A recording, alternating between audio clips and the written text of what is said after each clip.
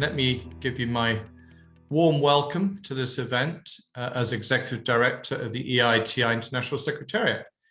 It's my honor to welcome so many of you who've already joined the EITI Gender towards a more equitable future event this afternoon. Today's event is a joint endeavor. It's co-organized with the Gender, Justice and Extractives Industries Working Group, comprising civil society organizations who are leading on this really important agenda. We're really delighted at the EITI Secretariat to be able to cooperate with them and hope the event will further strengthen our links as the EITI Secretariat and civil society groups at the international level and at the country level. My particular thanks to those of you who have been so closely involved in elevating this agenda and giving it the attention it requires. Today's event will see participants from across EITI implementing countries discuss different approaches for advancing gender equality. Just bear with me one moment. My screen has just changed unexpectedly. Thank you, sorry.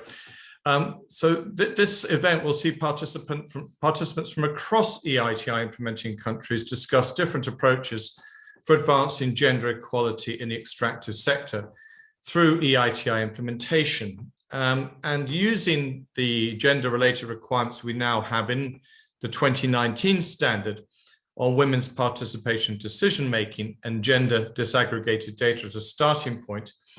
The event today will focus on 4 themes. First, the gender impacts of corruption. Second, advancing women's rights through reporting. Third, managing social and economic benefits in ways that respond to women's needs and voices. And then fourth, gender in extractive sector policies and legal frameworks. And I'm aware that so many of you on this call have much to offer in addition to the panelists I'll introduce shortly. The EITI International Secretariat led an assessment of the implementation of these requirements a year back. It showed us that 1/5 of EITI multi-stakeholder group members were women on average across countries. At 1/3 of implementing countries amongst the 55 disclosed gender disaggregated employment data. So clearly some way to go, but equally some important progress in some regions and some countries. We at the Secretariat are committed to enhance support to countries to help them increase our ambition in these areas. We'll carry out a similar assessment or commission a similar assessment this summer with the following ambitious targets in mind.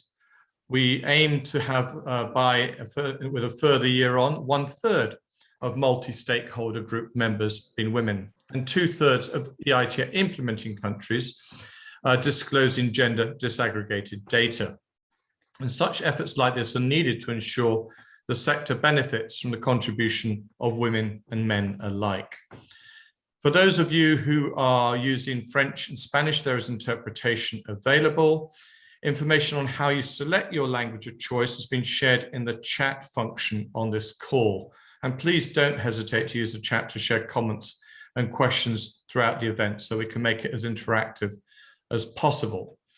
To set the tone for today's event, I am delighted to welcome 6 speakers from government, industry and civil society to deliver opening remarks.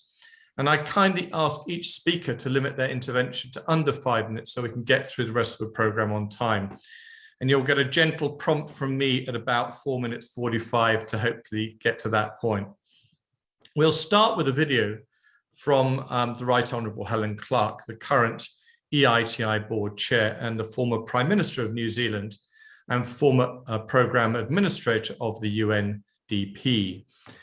So we'll first launch the video and then I will continue with my welcome introductions to others on the panel. So if we could now show the video, please.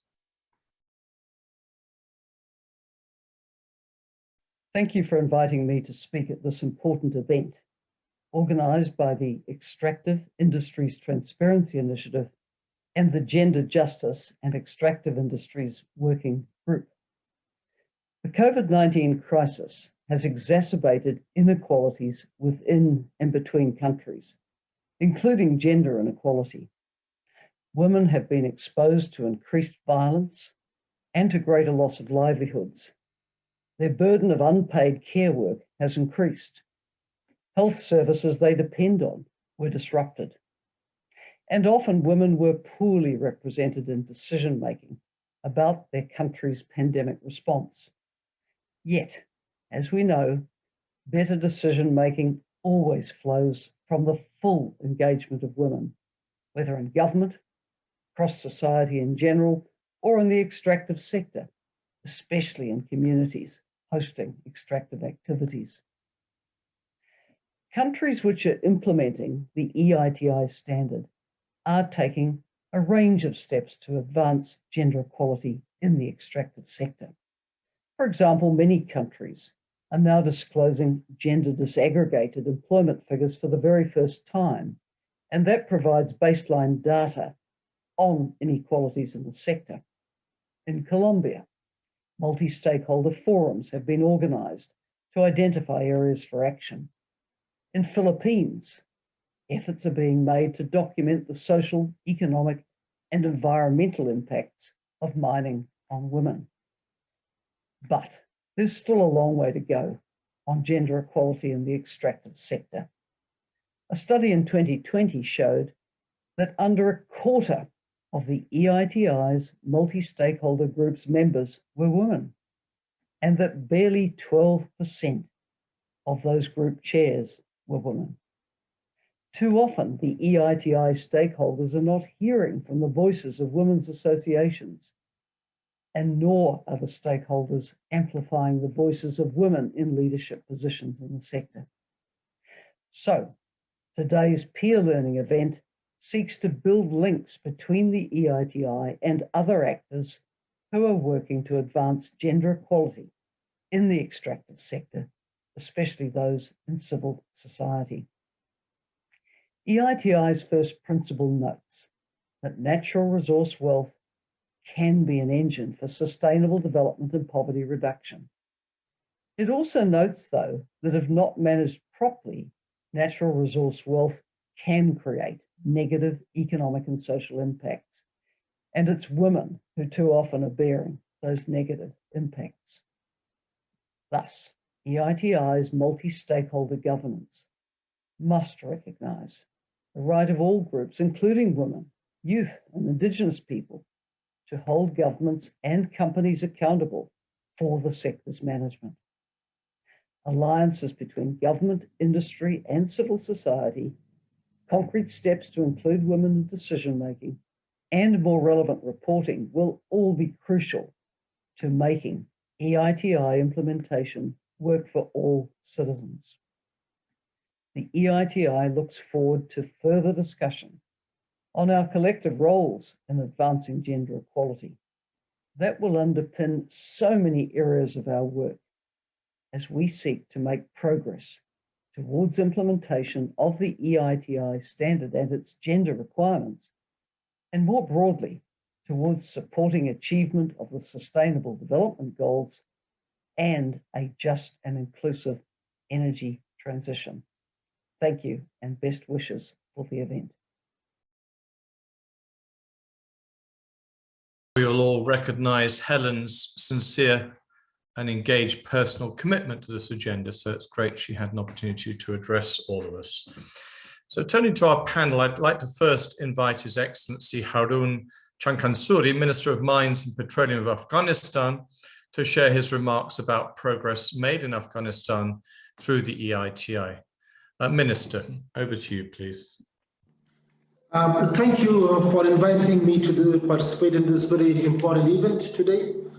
As the chair of the EITI multi-stakeholder group in Afghanistan, I'm here to express Afghanistan Extractive Industry Transparency Initiative's commitment to advance gender equality in the extractive sector through EITI implementation and EITI standards. This is a commitment to increase women's participation in the decision-making and employment in the sector, including through the Afghanistan Extractive Industry Transparency International, or EITI, multi-stakeholder group, raise awareness about gender inequalities in the sector and improve reporting accordingly. Women should have a seat at the table and be heard.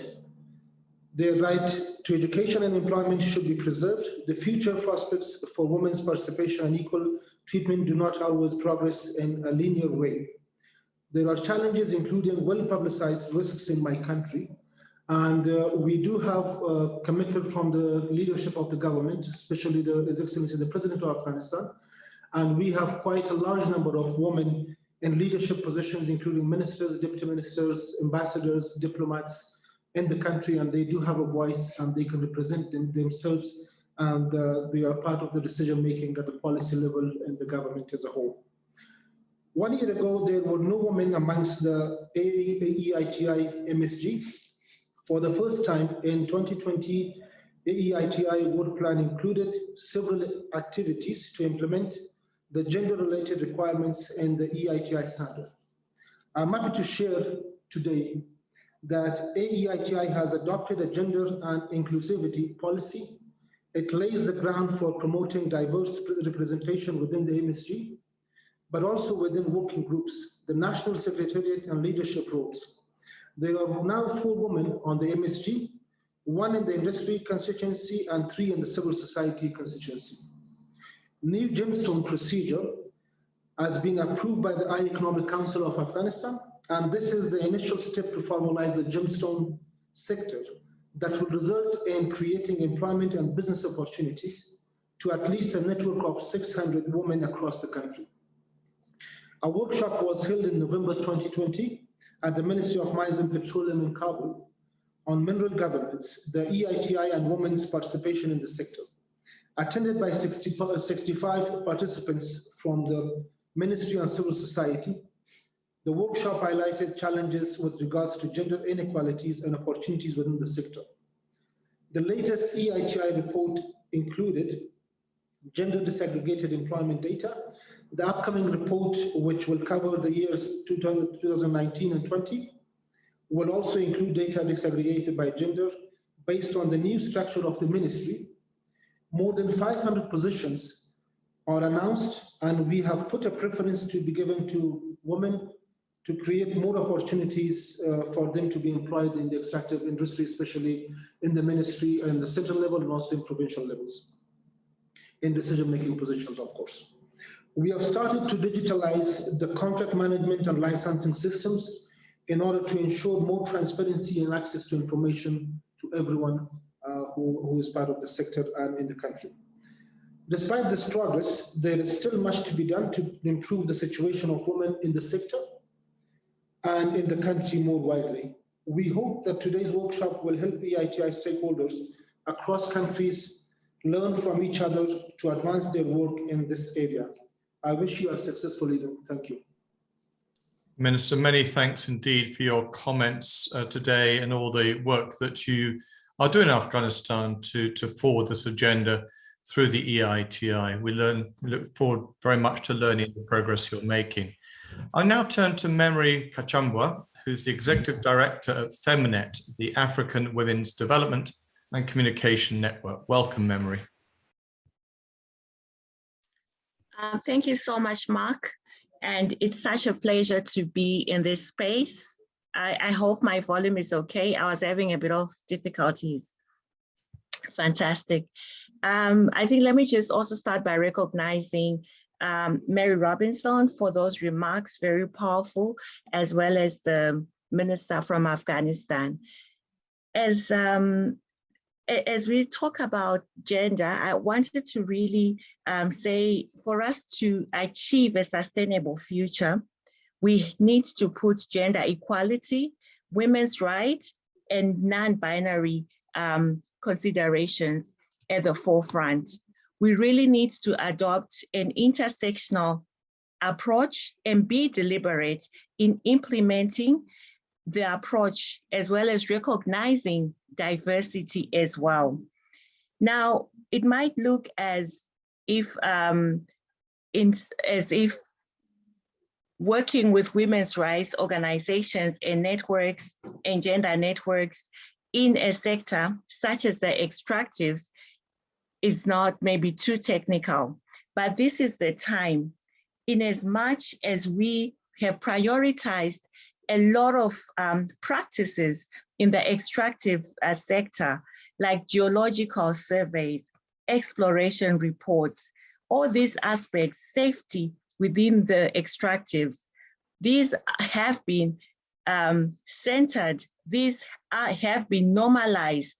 And I think it's time to call for EITI members and stakeholders to really start pushing for and implementing a gender transformative, a gender just, a gender responsive, as well as a feminist approach within the extractive sector. My colleague and one of my friends, Maria, always talks about gender justice is transparency is gender justice. And I really wanted to underline that and say, as we are within looking at the different standards and the different provisions adopted by ETI, these are the first steps, but these are actually just minimal steps.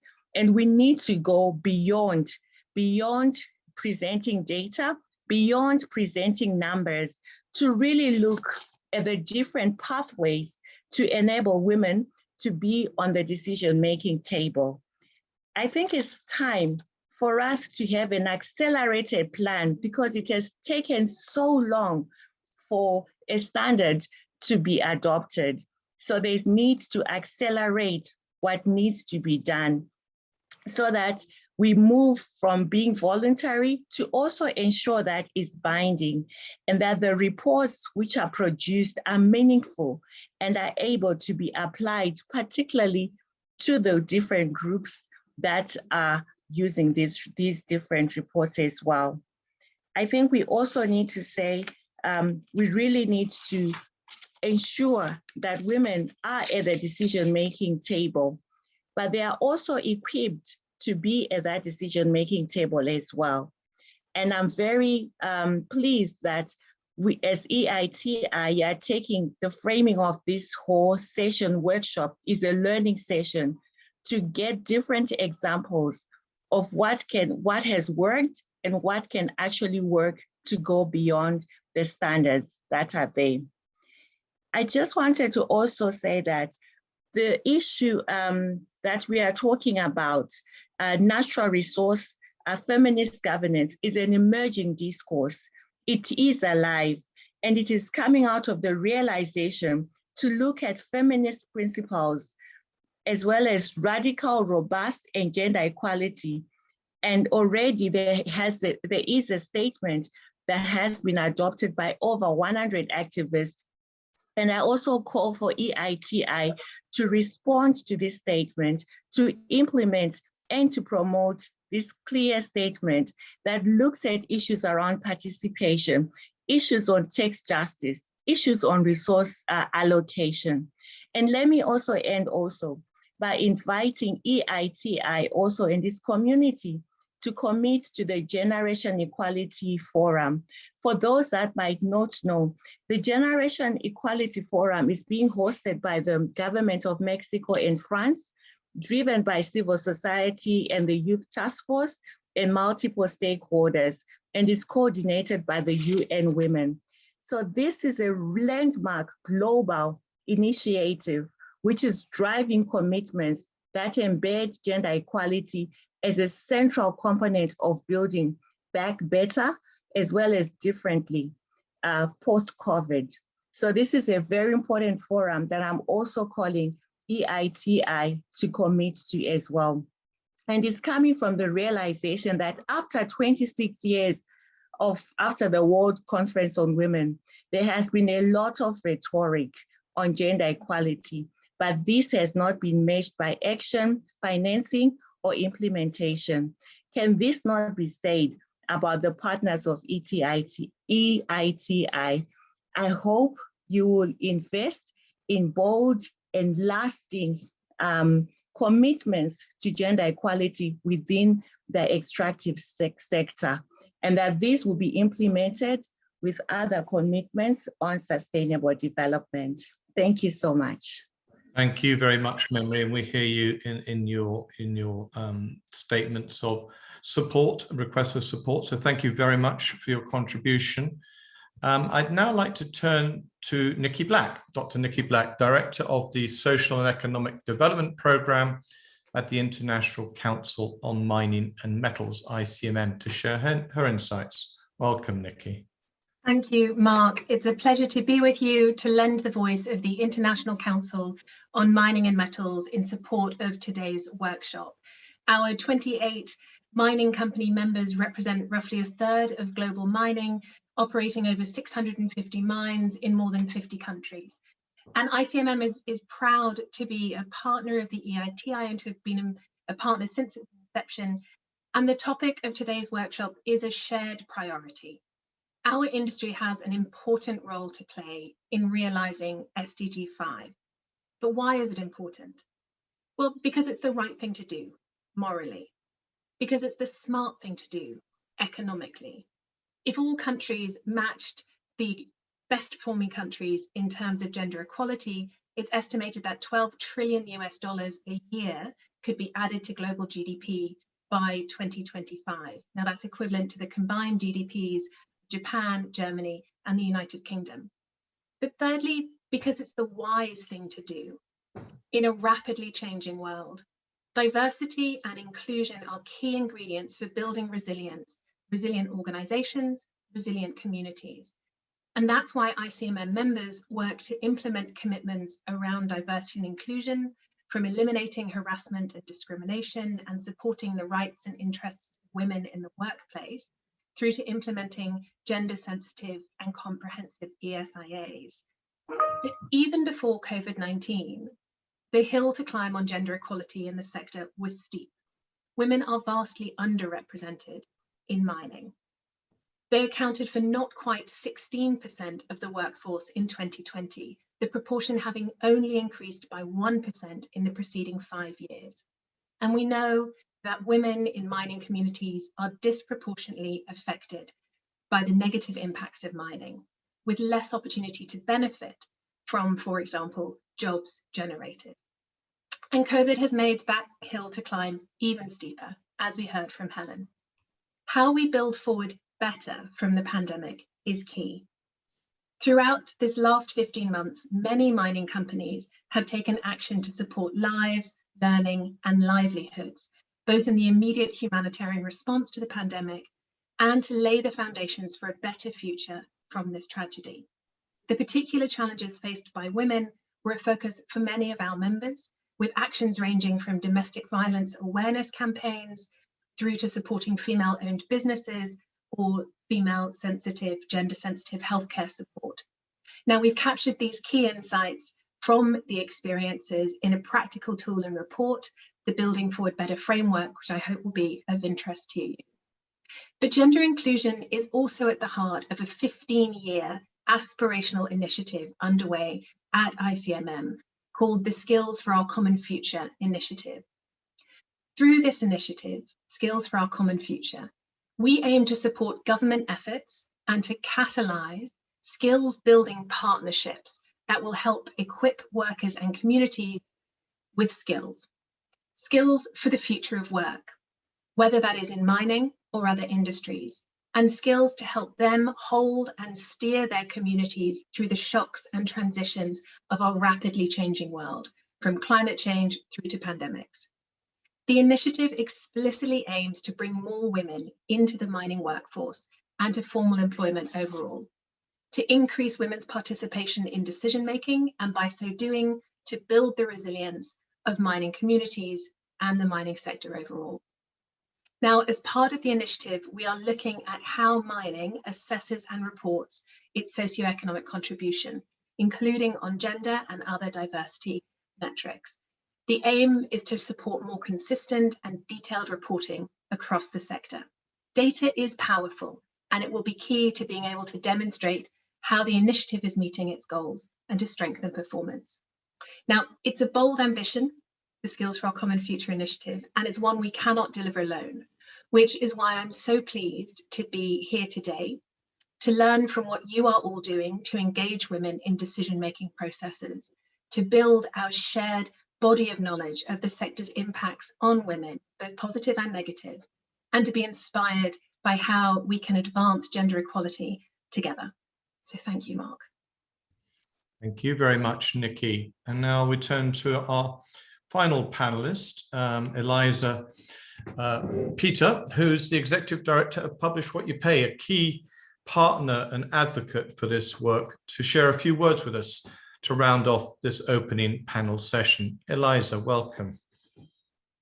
Thank you, Mark, and I am delighted to welcome all of you to this event, co-sponsored by the EITI Secretariat and the Gender Justice and Extractive Industries Working Group. And it's really great to see so many familiar names, if not faces, here today on this webinar. Publish What You Pay is a founding member of the working group, which together with Oxfam, NRGI, FEMNET, but also WRI and the Accountable Mining and Development Gateway, is setting an agenda for feminist natural resource governance with women and frontline communities at the center. It's been 8 years now since Publish What You Pay first embarked on that journey to better understand and help to address the specific impact that oil, gas, and mining projects have on women and on gender equality, and how natural resource governance was at best unresponsive to, and at worst undermining, women's agency and women's rights. Addressing that nexus of issues spanning women's rights, transparency, and extractives is complex. And there are 3 points I'd like to highlight today, which should inspire us all to do more, including with the tools at our disposal, like the EITI. So number 1, women's voices in the 21st century continue to be marginalized and our experiences ignored. As Memory just noted, women simply don't sit at the table where decisions are made, including decisions that directly impact their lives and their livelihood. So we need to be much more proactive as a movement to support women and feminist organizations to participate in natural resource governance. For instance, as Mark and Helen mentioned, to join EITI multi-stakeholder groups, which inform policy recommendations, and also for women to claim their rights to the benefits derived from extraction. Number 2, the COVID-19 pandemic is really laying bare the reality that economies reliant on resource extraction have not lived up to the promises of sustainable and equitable development. The resource curse is well and alive, and women and girls are dealing with the fallout. As we transition to a low carbon economy driven by critical minerals, governance actors must step up to ensure that the mistakes of the past are not repeated. Policy solutions based on data disclosure, including EITI disclosures, will only be effective if those most impacted, including women, inform what data gets disclosed in the first place. And last, number 3, adopting a gender-sensitive approach to EITI implementation is not just the right thing to do, the ethical thing to do. And here I really agree with what Nicky just said. It is also essential if we aspire to achieve meaningful change, because gender inequality undermines the mission and the very goals of transparency and accountability. It undermines economic development, shared prosperity, and political stability. And these are concerns looming large in many EITI implementing countries, not least in the context of a just recovery from the COVID-19 pandemic. So I'm really looking forward to hearing examples today of how the EITI is being or could be better used to face up to and start to tackle the challenges that I've outlined, so that together we can make natural resource governance itself a catalyst for gender equality. So thank you very much, and I really look forward to the debates coming up. Thanks, Mark. Many thanks, Elisa, and thank you to all of our speakers for their interventions and for their timely contributions. We particularly thanked members of the Gender Justice and Extractive Industries Working Group for their support in putting this event together. And here I single out NRGI, Oxfam, Transparency International, and Publish What You Pay for their support in driving this agenda. And again, to Publish What You Pay for their contribution of financial support for interpretation at this event. We now invite you to join one of two parallel breakout room sessions, respectively hosted by Transparency International and by Oxfam. And in a moment, you'll get a slide with instructions about how to do that. The first of these, hosted by Transparency International, is a session entitled Gender Equality and Multi-Stakeholder Engagement, Addressing Corruption in Mining Licensing. For those who wish to attend that session, just stay as you are in this meeting room. An interpretation will be provided in English and French. Oxfam is hosting a parallel session titled True Transparency is Gender Just, EITI and Data and Reporting that Works for Women's Rights. For those who wish to attend that session, please click on the link that appears now in the chat box, which will take you to a different Zoom account. And again, interpretation is available in English, in this case, in English and Spanish. After these sessions, participants will be able to join two other breakout rooms hosted respectively by Publish What You Pay and an NRGI. Details can be found on the event webpage, and the link again will be posted in the chat box. And I think you'll be given an indication when to move to the second round of sessions. And then finally, the event will conclude with a closing session moderated by Gillian Davidson, Board Chair of International Women in Mining. Thank you, Gillian, which will see one rapporteur from each of the breakout rooms share insights and highlights of their discussions. I wish you all a very successful event, and thanks again for joining us.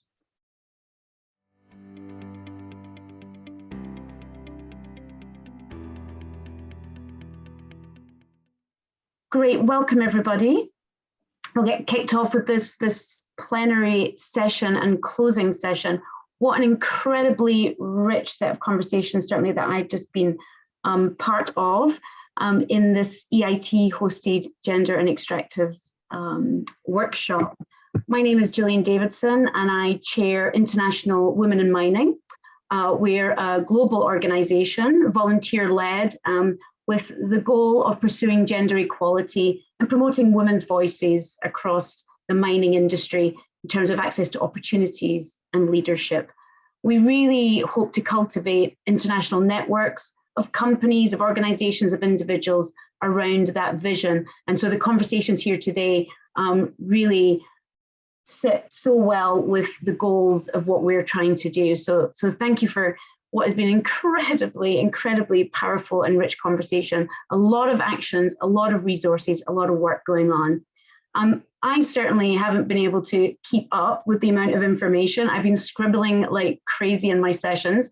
So luckily we have 4 rapporteurs who are joining us today, who are going to give us a summary of what they heard in each of their sessions. And I think all of you will agree that there's so much more for us to talk about. And certainly in the Q&A sessions that were going on the side of the screen, there were so many more questions for us to continue to discuss. So let's kick off hearing back from the first session on gender equality and multi-stakeholder engagement on addressing corruption in mining licenses. And I'd love to ask Lena Hogan to report back for us. Lena is the Senior Policy Advisor at Global Affairs Canada. Lena? Thank you, Gillian. Hi to everybody. I hope you are all well. I want to thank the organizers for inviting me to report on this session. I also want to congratulate the organizers for this wonderful event. Every time we're speaking about gender and extractives and gender and EITI, there is so much new information, so much learning to do, but at the same time, we have come so far from the beginning when we start working on decisions. There are many of you there that have been allies on these issues. So I think that, yes, we have come away a long way, but we need to continue to do more. So from the session, I took maybe 5 key messages that I want to share with you. And then at the end, I have maybe some questions or key actions. So in terms of key messages, the first one is there is a link between gender, corruption, and natural resource management and governance. But we need to do more research. We need to better understand what this is, how is it happening, and what do we need to do. There is also the second message was about the fact that corruption is not gender neutral. And in the extractive sector, this translates in the matter of women being excluded from consultation, from the environmental impact assessment, and also from benefit agreements. And what this means is that women end up carrying the burden of, for instance, in their health, because they haven't been part of discussions of how the environment will be impacted. Their livelihoods could be also impacted. And there are also instances of sexual and gender-based violence in terms of when they are not included, when they are not being part of the conversation. And so this is what was also something that was noted there. One thing that I know sexual and gender-based violence was mentioned, but one thing I didn't hear in this session, but I want to mention to everybody here, and is the issue of sexual extortion as a gender form of corruption.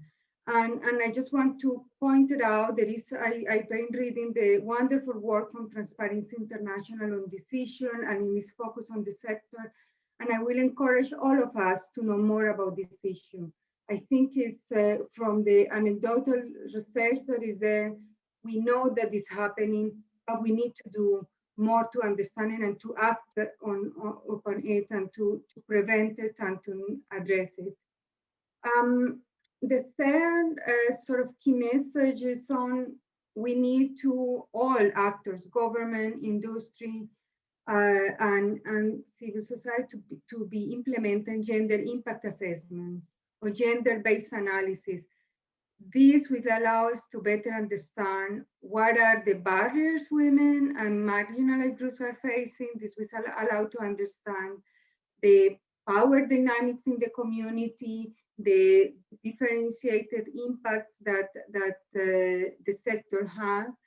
And I think more and more there are resources out there on how to do this gender impact assessment alongside human rights, environmental impact assessment.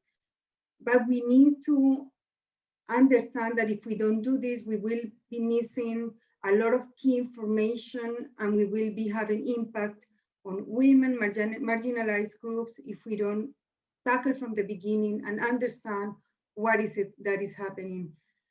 In terms of resources, I can share after in the chat when I finish speaking. In Canada, we use the Gender-Based Analysis Plus, and there is a free course that everybody can take. It's aimed for public officials, but everybody can take. And then other resources from the IGF that they recently put out, the Intergovernmental Forum on Mineral Metals and Mining. Then the fourth point is on participation. So everybody spoke about the importance of supporting, fostering participation of women, but it has to be meaningful. It was mentioned, we need just, for instance, in the multi-stakeholder groups, just more women in multi-stakeholder groups. But we need to ensure that they have the capacity to participate in this dialogue, to be supported, to have the discussion, the technical discussions. And so there is way more that we need to be there, and not only increasing the numbers, but increasing the knowledge of women, and also ensuring that there are women's organizations around the table, and the representation is not only from civil society, but industry, government, and also civil society. And then the fifth point, on participation, there was also the whole issue of the outreach to communities. And there was a very good example that I hope the Secretariat will find a way to share it from Madagascar, where they are reaching out to working with local NGOs to foster participation of youth and women on revenue management and expenditure processes in terms of community development planning. I thought that was a great example of how, we have the data from EITI, but what do we do with that data? How do we use it, and how we ensure that women and youth are having a say on how those revenues are managed. The fifth one is on partnership, and on this I know there have been different actors around this table talking about the importance of partnering with women's organizations. Definitely from Canada, we've learned that partnering with women's organizations, women's rights organizations is key if we want to advance women's rights and gender equality. So that was also mentioned, and an example, a great example was given from, I think it was Anglo-American from South Africa, how they've been partnering with women's shelters in South Africa to address the issue of sexual and gender-based violence. And the sixth point, yeah, it's just, I finished with this, is on, so what do we do? What are we doing? And I think all actors, government, industry, and civil society, we need to be doing more to protect women from gender discrimination, from abuse, and from sexual extortion. We need to be supporting women who are calling out on corruption practices and protect them from gender-based retaliation. And the MSG and the EITI have a great opportunity. This is a great platform to advance and to do, for instance, gender responsive work plans, and to be looking and how do we improve data collection and better data, for instance, looking at supply chains, and again, promoting the dialogue on there is, and corruption is not gender neutral, and we need to do something about it. Thank you. Wonderful, thank you, Lena. Don't want to cut you off because it's obviously been an incredibly rich conversation and very comprehensive report back, so thank you. But gender corruption is not gender neutral. Very clear message. Thank you so much. I'm going to jump over to Aubrey now. In the interest of time, and I know she's a little bit tight on time. Introduce Aubrey from NRGI. That's Aubrey Menard. She's the consultant gender advisor, and she was in session 2B on gender and extractive sector legal and policy frameworks. Aubrey, can we have your report back in 3 or 4 minutes? Thank you. Sure. Thanks so much, Gillian, for the introduction, and Lena for the great summation of your session. We had another lively session. Rob and I got into discussing gender-based provisions that I found in legal policy, laws, documents, policies, and guidelines surrounding the extractive sector. And Rob talked about what he found in contracts governing the extractive sector. 5 takeaways from our discussion. First is the principle of nothing about us without us. Clearly, a lot of these documents that Rob and I found were formed without really consulting the people, women, gender minorities, and other marginalized groups that they're intended to help. It seems there's just a casual mention of these groups in these documents in order to create gender transformative change in the sector. We need to have a full variety of people who are affected by the sector at the table. Secondly, in order to do that, we need to build the social capital of women and gender minorities. So much of this will have to do with education in the sector and removing legal policies that are restricting women's participation. But then to the third point, transparency in the sector can really help build the social capital of groups involved.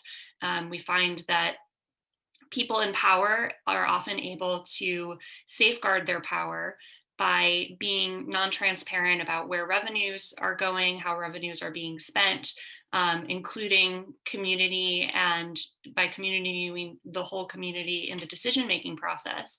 And through greater transparency, we hope to see greater gender transformative change. Fourth, another way that we hope that this will be done is through data collection and disaggregation.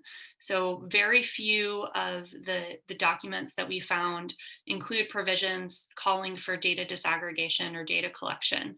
But in order to understand the differentiated impact of the extractive sector, we need to be collecting data and not just assuming that it impacts all people equally, because as Lena was just mentioning, it certainly does not. And then finally, we talked about the concept of political will, the implementation and the implementation gap. So often we're finding in a few countries, they have really compelling laws, policies, regulations, and guidelines or contracts on the books that are promoting gender equality, but those things aren't necessarily being implemented on the ground. And we're getting into some research on why this might be, but one of the things that jumped out is that very few of these documents have verifiable mechanisms in them. So they may make an overarching commitment to women's equality or gender equality, but they aren't including any way to verify, any quantifiable way to discuss what they mean, what that equality means to them, any intermediary benchmarks, any means for verifying whether or not this has been done. So that's a short summation of all of the great discussion that we got into in our panel, but I hope to, it's been recorded.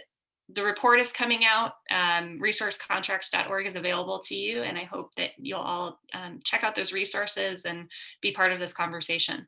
That's wonderful. Thank you, Aubrey. And I think what's clear is the amount of resources that are actually available for us. And actually what I'll do is in the chat box at International Women in Mining, we have a library resource center, and we'll be happy to collect these and put them on there. And I think so much that we can learn from one another. So thank you, Aubrey, and thank you for stepping in. Let me turn over now to Oscar Pineda, who is leading or rapporteur for session 1B on true transparency in gender, or is it gender just, EIT data and reporting that works for women's rights, and I think flows on nicely probably from what Aubrey was speaking about.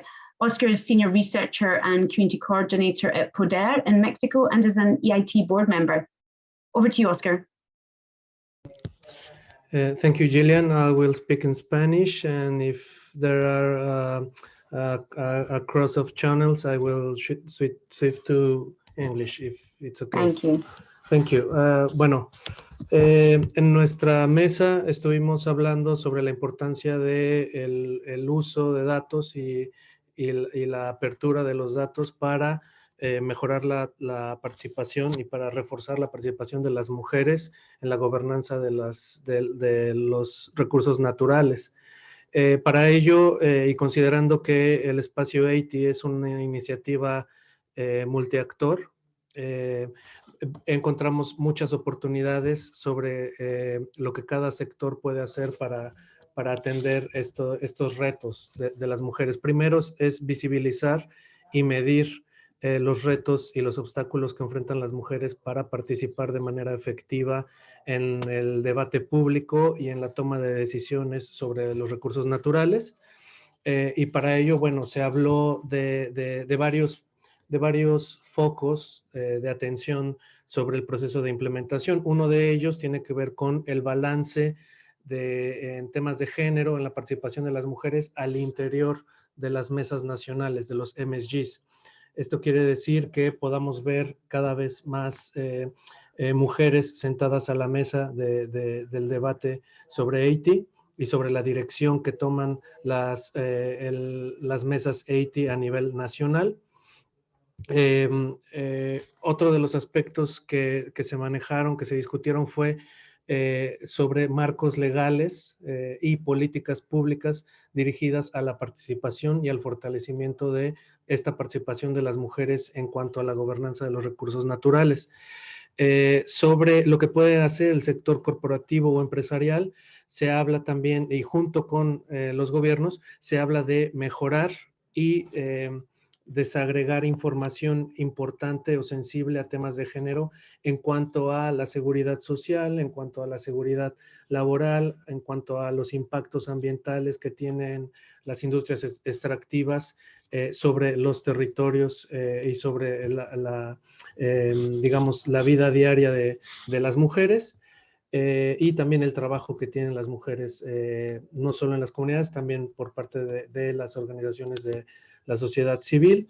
Y por parte de sociedad civil se habló mucho de este trabajo y cómo poder hacer efectiva el vínculo entre la participación de las mujeres en las comunidades y la información que se abre desde EITI, tanto a nivel local como nacional como internacional.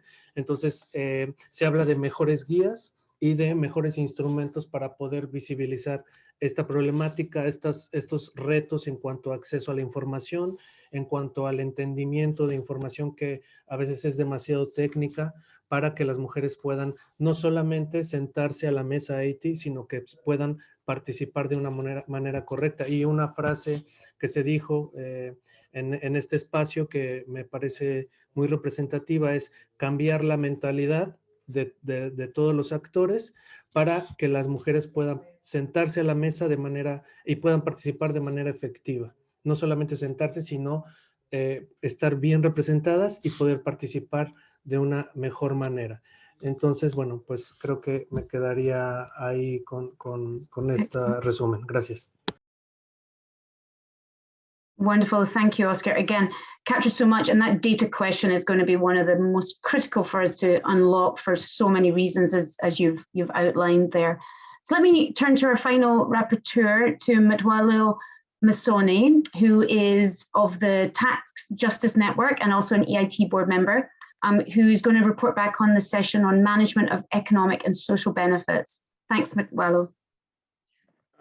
Thank you very much. So we had a wealth of presentations and sharing, and I'm going to basically summarize what we had shared. First of all, Shien shared a case from Tunisia, which is not yet an EITI implementing country and wants to join in the EITI. And basically what she had talked about was the fact that data published by oil companies currently is not disaggregated.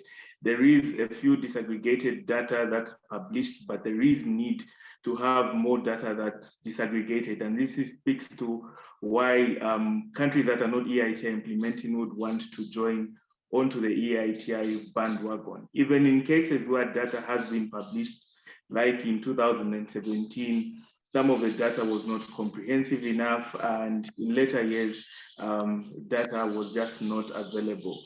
There was mention about lack of women participation in extractive governance. So in Tunisia, the case is one of the ratio of 1 to 10.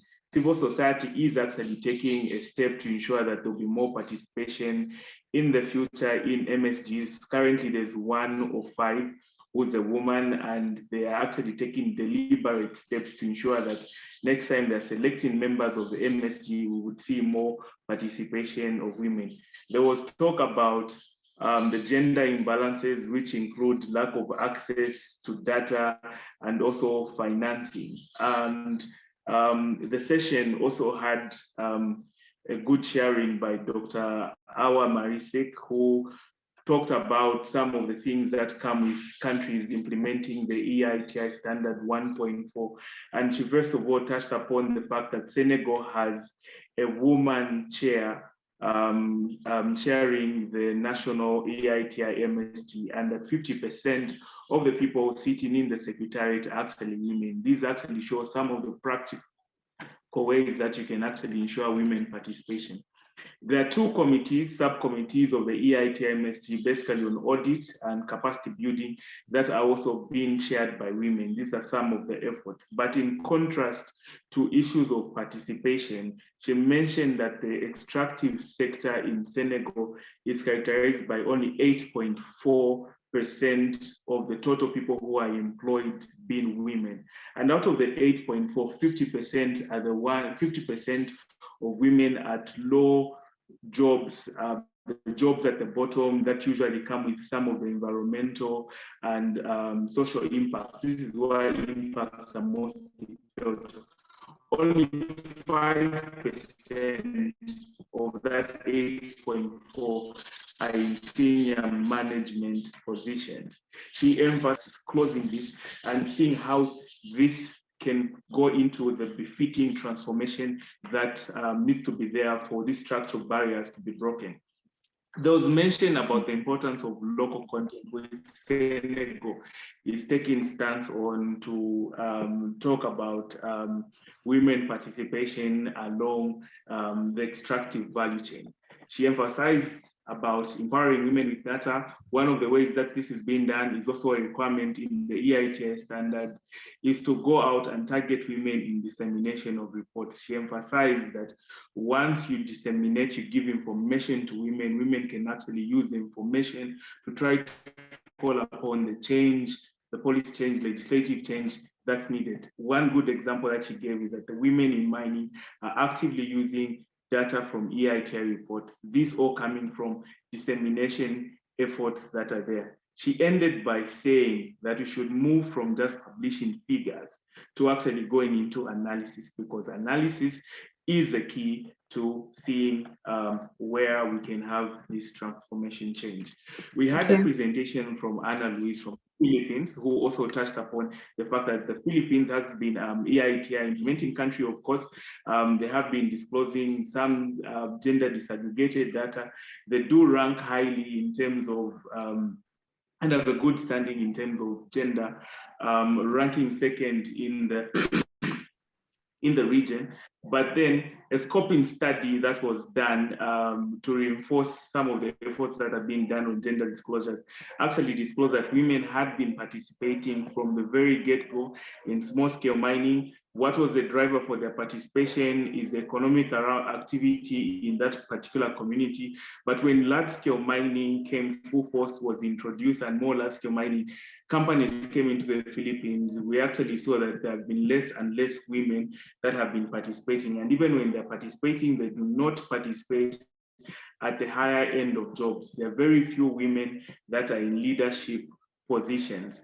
She also mentioned that the study found that the legislative framework for the Philippines has got no mention of gender. There's no consideration of gender in the legislative framework, and also social development management plans also a sort of gap, because when you don't have women participating, you won't have women going through. She recommended that gender needs to be reflected upon the laws, mainstreamed across all the laws for the extractive sector. There's need for more research on the barriers. There's need to look into some of the structural challenges relating to the socioeconomic impacts of the extractives on women. And of course, there is need to ensure that we compel companies to sort of ensure equal participation and promotion for women. One thing that has been taken by the actually going forward, I'm concluding just now, is first of all, they have a template for gender disclosures, which not only includes aspects of employment, but also livelihood, skills training, basic services. This can be something that can be adopted.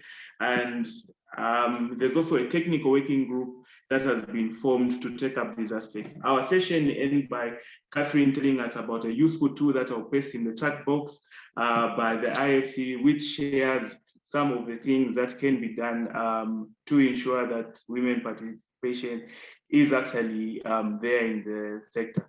I'm going to end by just sharing my screen, just to share some responses to some questions that we had.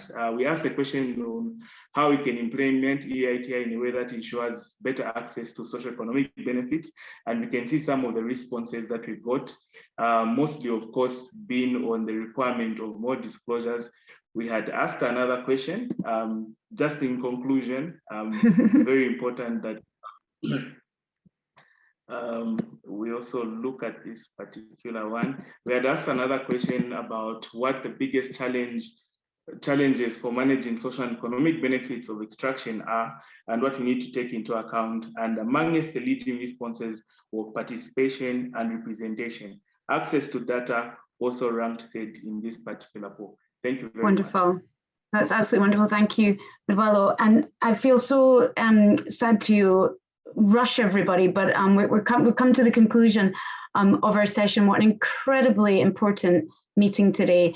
We heard a lot about the importance of numbers, but also about the importance of remembering that this is about people and the need to bring these together. I think the other thing which is very clear is that EITI is not about working in silos. It's about network, and it's about this community, which is incredibly experienced and able to support each other. The importance of organizations, of alliances, and we at IWiM have our own with national level women in mining groups, but really reaching out, looking for sharing experiences, looking for resources together. And thank you to EITI for providing that. So let me conclude by saying thank you to all the speakers and the panelists. Thank you to the rapporteurs who did an amazing job. Thank you and congratulations to EITI for what was quite an incredible session, and I think will just be the start of many conversations and many relationships between the different members who joined us today. So thank you very much, and we look forward to hearing progress across these areas as we go forward. Thank you and goodbye.